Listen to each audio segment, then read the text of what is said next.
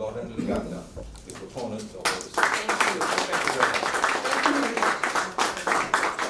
much. Have a nice photo, Ambassador. Yes.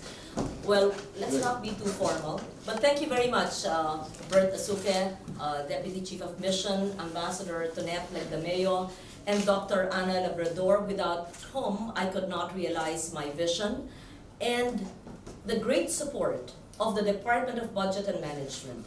Secretary Ben Jokno flew all the way from Manila just to attend the first Hibla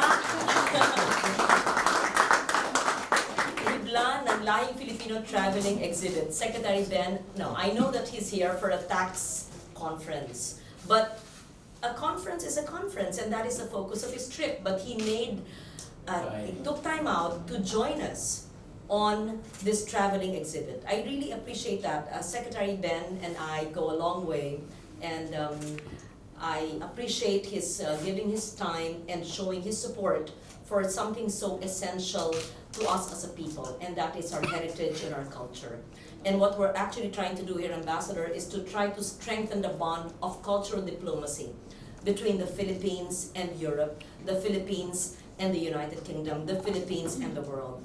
Amidst all the conflicts and tensions in every part of the globe, the most important thing that we Filipinos can do, which we have a wealth of, is to strengthen that cultural bond through cultural diplomacy that the Department of Foreign Affairs should be doing, that we in the Senate is helping the DFA with. So there should be no negative talk in whichever news or outlet, and we should just really harp on the greatness, the wealth, and the beauty of the Filipino. And that is the reason why we are bringing Hibla, not just to London, which is the first stop, eventually to Portugal, perhaps after November 22. There's a clamor for us to bring it to New York in the Philippine Center, and in Berlin also next year, where incidentally, the textile collection of our national hero, Dr. Jose Rizal, which I stumbled upon many years ago, which Dr. Ana Labrador and I have been working for several years now with the German government 3 ambassadors ago, will finally come to fruition in a few years yet with the National Ethnographic Museum of Berlin. And that is the reason why there will be a Hibla traveling exhibit next year. So you ask us, why textiles? Why silk? Why pineapple? Why fiber? Perhaps you should look back, why did Jose Rizal collect textiles? Why did he gift his best friend, Adolphe Bastian, who was the founder of the Ethnological Museum in Berlin more than 100 years ago? Imagine the gift of Jose Rizal when he was an aspiring doctor.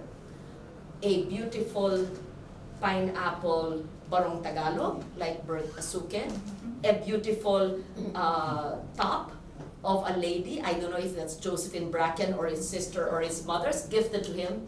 And that is now the collection in the Berlin Ethnological Museum, which hopefully, with my persistence and Anna's creativity, we could bring home to the Philippines. But back to London.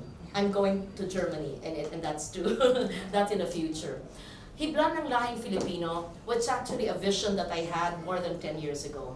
And in my visits in ASEAN countries, like in the Community Museum in Luang Prabang, in Hanoi, in Vietnam, in other ASEAN countries, and these are small community museums, I thought, why can't we have our own textile gallery?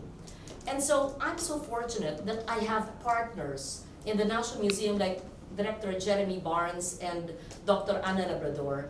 And when Ana was new in the National Museum and I was in the Senate on my second term, I asked her, don't we have a collection of textiles and fabrics in the National Museum? Then she said, yes, a lot. I said, where are they? And what did you say? They're all in storage. I wanted to cry in my Senate office. Why are we keeping away from our people and the world the history, the tangible and intangible heritage of Filipinos and generations back, away from their sight, away from the rightful place where they belong. And so we started working.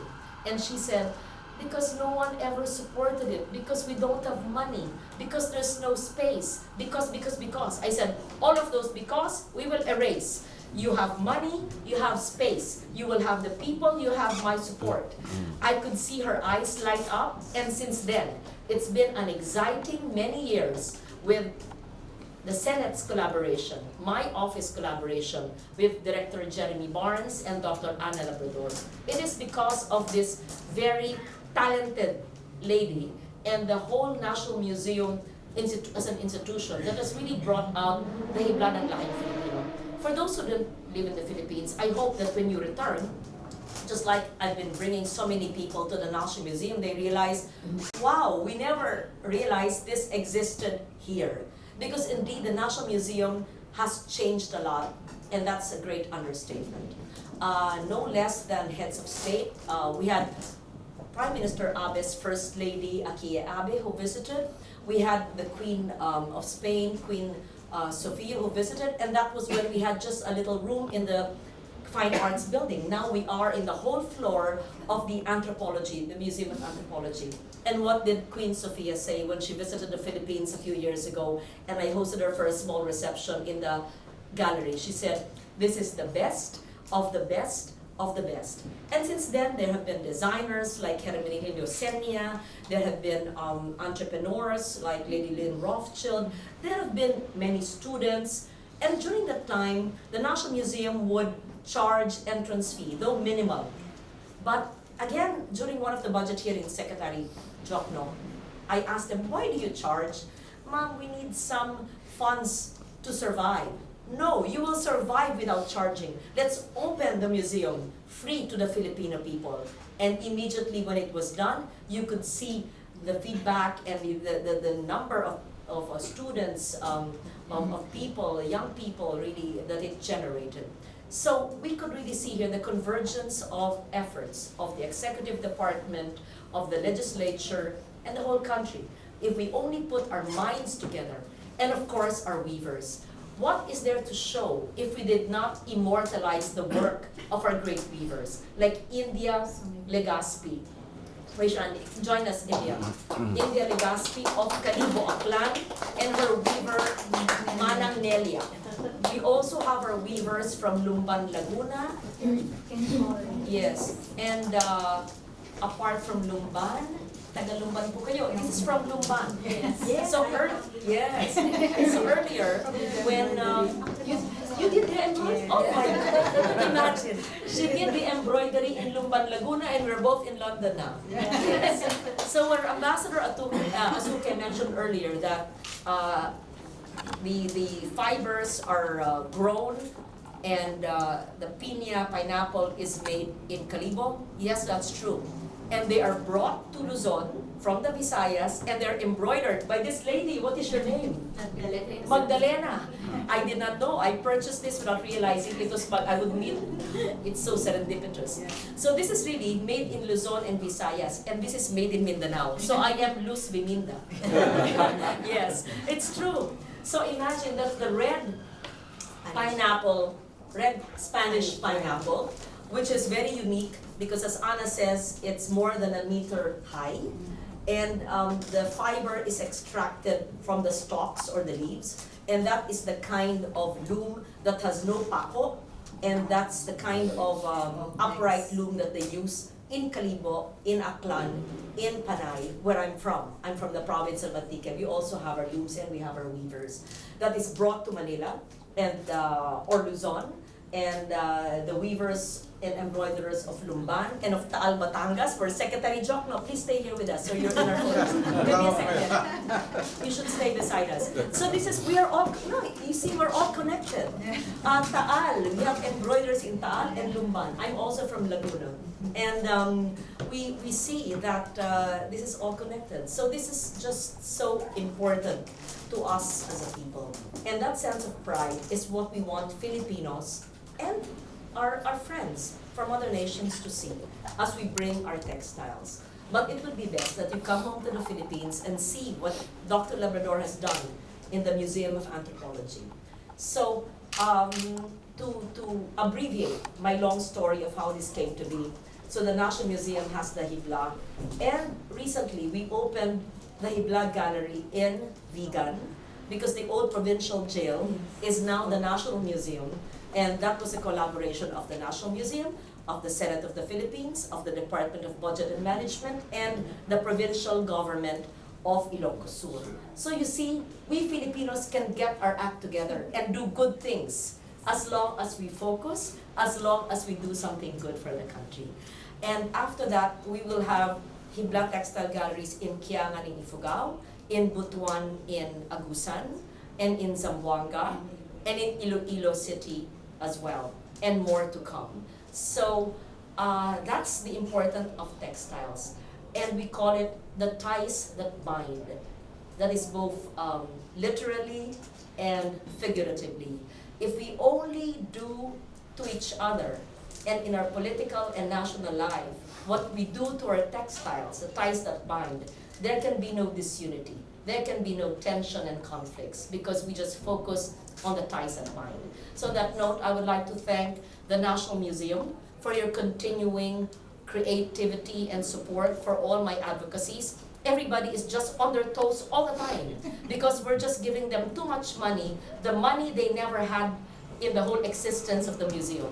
In fact, who was it when we inaugurated the Museum of Natural History said 3.2 billion has been infused into the Museum of Natural History, both from government and the private sector. There is so much support for culture and the arts, and that's really great for us Filipinos. This would not be possible, of course, without the cooperation of the Philippine Embassy here in London, and I hope we could have that same collaboration with other Philippine posts all over the globe. So thank you, Ambassador Tonet, and to your very efficient staff. And thank you, Secretary Bel Jokno, for always supporting me and coming all the way to our exhibit. And to our great, great weavers, please pass on the legacy of this intangible heritage to your forebears, to your children, to your grandchildren. And India is she never tires of joining all these fairs and actually teaching people how to do it. And mind you, she was a victim of a natural calamity. It was Typhoon Frank and Haiyan that hit her twice, and she lost her looms and her textiles, pero bumangon siya ng muli. And we also have the Department of Finance here, Undersecretary Carl Chua. Thank you for being here. Our friends from various embassies, thank you for coming. It's going to be here for a couple of days. There's a lecture in the School of Oriental and African Studies on Wednesday at 11 a.m. And tomorrow there's the signing of another project. During the previous ambassador, it was ambassador was before you. Before Evan.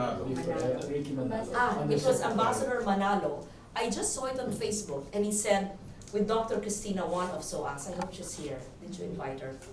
And I just saw it on Facebook, and they said, we hope we can have a Philippine Studies program in SOAS.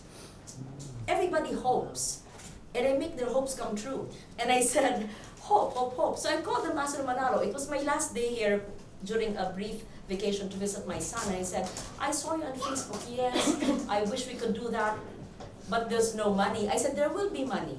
That was 2 years ago. It was his last few months also, and there will be money.